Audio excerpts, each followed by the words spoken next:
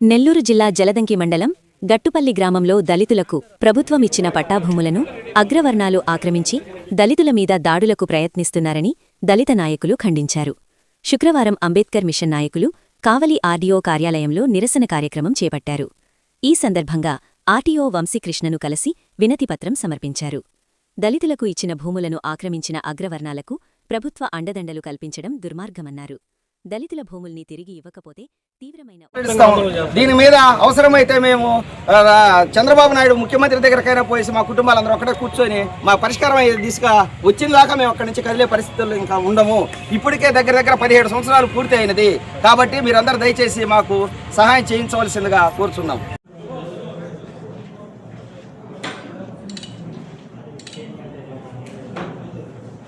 Okay sir.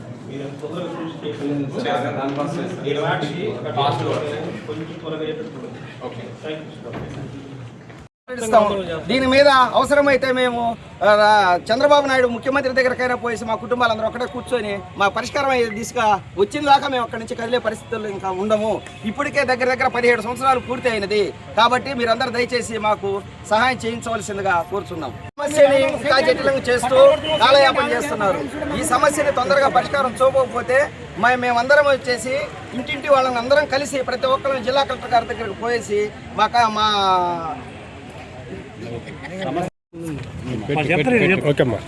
ప్రభుత్వం వారికి నమస్కారం. 2009 నుంచి మా జలదంకి మండలం నెల్లూరు జిల్లా గట్టుపల్లి అర్జున వాళ్ళు ఉన్నారు. మాలా మాదిగులకు ఇచ్చిన పొలం అంతా దానికి మాకు ఇయటమే లేదు. ఇప్పటికీ మా పొలాలకి మమ్మల్ని పోనీయటం లేదు. దయచేసి మా పొలాలు మమ్మల్ని పోనిచ్చి మా పొలాలు మాకు హ్యాండ్ ఓవర్ చేయమని వేడుకుంటున్నాము. 9వ సంవత్సరంలో దళితులకి ఇచ్చినటువంటి మాలమాదిగులకి ఇచ్చినటువంటి భూములని ఈరోజు ఆ గట్టుపల్లి గ్రామంలో ఉన్నటువంటి అగ్రవర్ణాల వాళ్ళు వాటిని ఆక్రమించి ప్రభుత్వము ఇచ్చినటువంటి భూములని వాళ్ళు స్వాధీనంలో ఉంచుకొని ఈరోజు 145 మంది దళితులకి ఇచ్చినటువంటి భూములని 217 ఎకరాలని వాళ్లే ఆక్రమించుకొని వీళ్ళకి ఎటువంటి హక్కు లేదని చెబుతూ ఉన్నారు. ఈ విధంగా ఉన్నటువంటి దానిని ఏదైతే ప్రభుత్వం ఇచ్చినటువంటి రెవెన్యూ వాళ్ళు ఇచ్చినటువంటి హక్కుని కాలరాయకుండా న్యాయబద్ధంగా వాళ్ళకి ఇచ్చి వాళ్ళకి భూమి పత్రాలు ఉన్నప్పటికీ కూడా పట్టాదారు పాస్బుక్లు ఇవి ఉన్నప్పటికీ కూడా వాళ్ళని భూముల్లోనికి పానికోకుండా ఉండడం అనేది దారుణమైనటువంటి పరిస్థితి.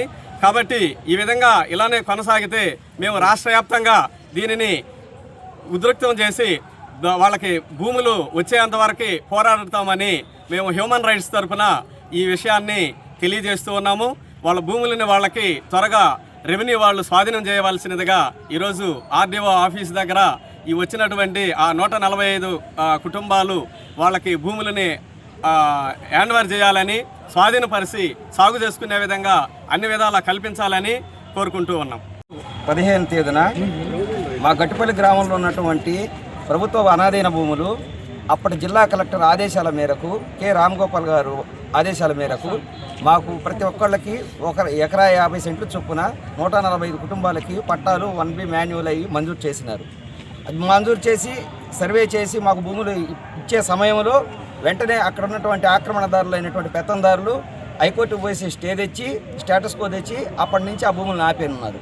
సరే మేము ఆ భూములు కావాలని చెప్పి మాలో మేమందరం కలిసి అధికారుల చుట్టూ తిరుగుతా ఉన్నా కాలయాపన జరుగుతూనే ఉంది. కౌంటర్లు ఫైల్ చేసామన్నారు, స్టేటస్కు వెకెట్ అయింది అంటున్నారు. కానీ వాళ్ళ భూముల్లో నుంచి మాత్రం ఈ రోజుకి పంపించలేదు.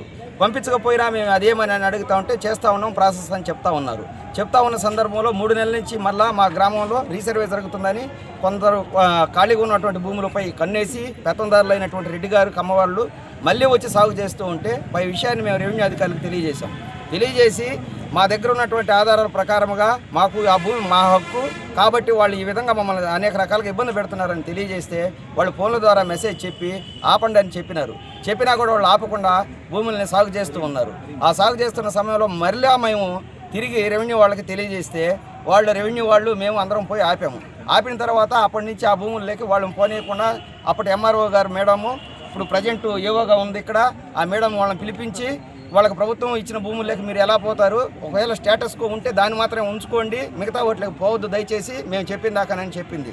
తర్వాత మేము ఖాళీగా ఉన్నటువంటి భూముల్లోకి మా భూముల్లోకి మేము పోయేసి అందరం తలా 10 రూపాయలు డబ్బులు తీసుకొని దాన్ని తలా కొంచెం తీసుకుందాం, ఎప్పుడైనా సాగు చేసుకుందాం, అప్పటి నుంచి అట్టే ఆగిపోతా ఉందని చెప్పేసి 3 నెలల క్రితం ఇక్కడికి వచ్చి ఇదే స్థానంలో మేము పేపర్ స్టేట్మెంటు ప్రెస్ వాళ్ళకి రిపోర్ట్ ఇచ్చి మేము మా భూముల్లోకి మేము పోయి మేము సాగు చేస్తూ జంగిల్ తీసుకుంటూ ఉంటే అప్పుడు మళ్ళా ఎంఆర్ఓ గారు జంగిల్ ఆపించండి అని చెప్పేసి ఆపించారు.